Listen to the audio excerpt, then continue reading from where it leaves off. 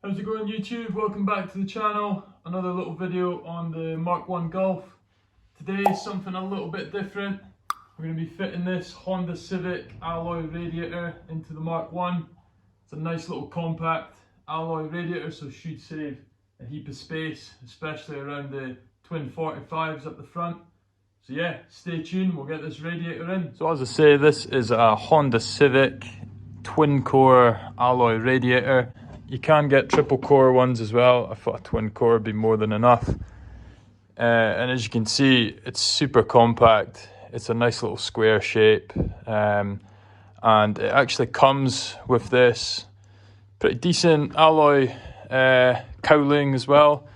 And it came with the slimline fan as well. So it's pretty much good to go. It just needs mounted and it needs hoses and all that stuff fitted to it.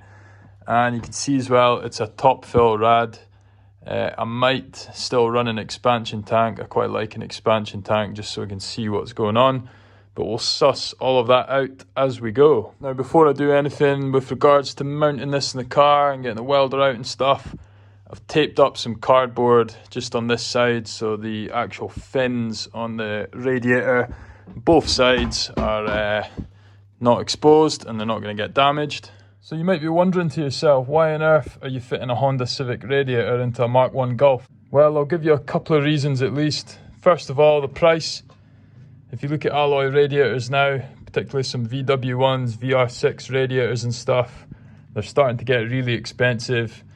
Whereas these little Honda ones, you can pick these up for less than £100. I think I paid 88 quid for that one, delivered to my door. Comes with a cowling, the fan and everything ready to go. Second thing is the compact size of them. Obviously I'm running this in a kind of track car setup, so I do want to run an alloy radiator. I don't just want to run a little plastic one. And I've obviously got twin 45s occupying sort of this side of the engine bay. Now if I was to fit a radiator right across here, I'd be blocking the airflow into these carburetors. So I wanted a radiator that would be nice and compact and it would only occupy this side of the engine bay, and then that leaves all this space in here for me to build some kind of air plenum or just run some air filters to the twin 45 Webers. So with that criteria, the Civic Rad seemed like the best natural choice to go with this, so I just went ahead and bought one. Now in terms of fitting it into the MK1, I've already made some of the bracketry. I'll show you that in just a second. But basically, in my MK1, I've got this sort of semi-space frame, sort of tubular front end. So that bottom chassis member along the front has been chopped out. So that in itself has given me a little bit more space to work with. I'm also running a custom front engine mount. And if you check out the latest video on the channel prior to this one on the MK1, you'll see just how and also why I made that front mount the way I did. So if your MK1 is still running the original front chassis member and the original slam panel up top here, just know that you might need to do a little bit of fabrication work to get the radiator to fit. The other thing as well is if you've got a battery tray sitting here, obviously I don't anymore, but that battery tray is going to fall into this space as well, and it's going to prevent the radiator from fitting without some kind of major fabrication work. So in terms of fitting the actual radiator, it's super simple.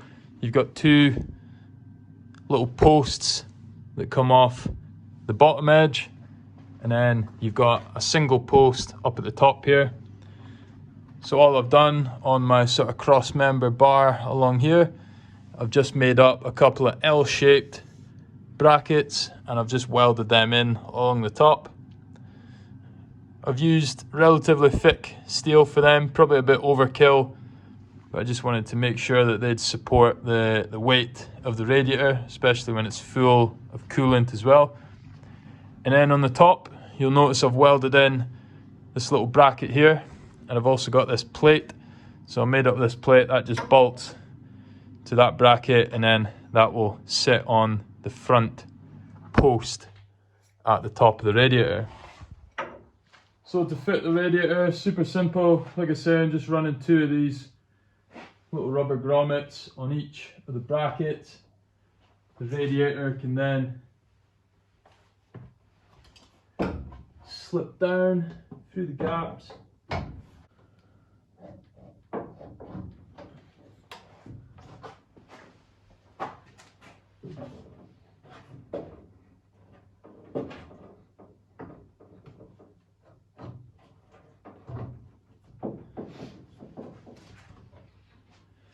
So the radiator sits on both of those L-shaped brackets down the bottom. It's, like I say, it's wedged in. There's 2 of these sandwiched between the bracket and the radiator. And then up the top here, just the same, 2 of these up here. And then I've just got this simple plate that sits on there. And then that simply bolts through.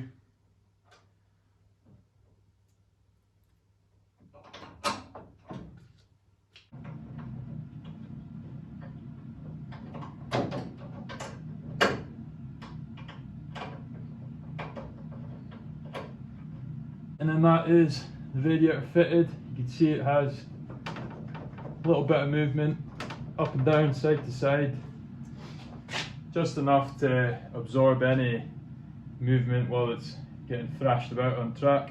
Clearance wise, you can see now why I've modified that front engine mount, and you can see more on that in the last video on the channel on the Mark 1. At the front here, I've got plenty of clearance to the starter motor. That's just the wiring so that can get tied up out the way. But yeah, bags of clearance around the starter motor. And then on this side, again, we've got clearance down to that chassis leg. I could probably still get a spanner in onto that cross member bolts if I needed to. And that is pretty much it for fitting the radiator. It just keeps everything to the gearbox side. You can see all the room that I've got in here now. Now in terms of plumbing up the actual coolant system and getting some hoses on this radiator, I'm going to save that for another video. But these run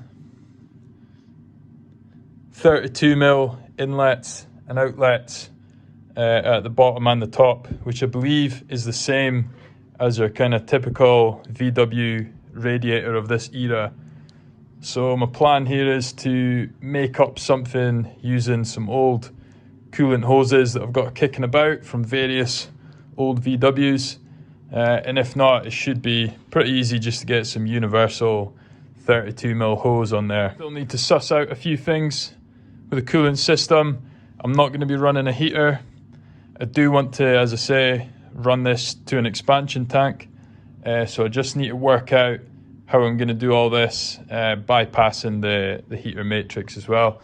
So I can probably get rid of this metal pipe that would have originally went through the bulkhead into the heater matrix.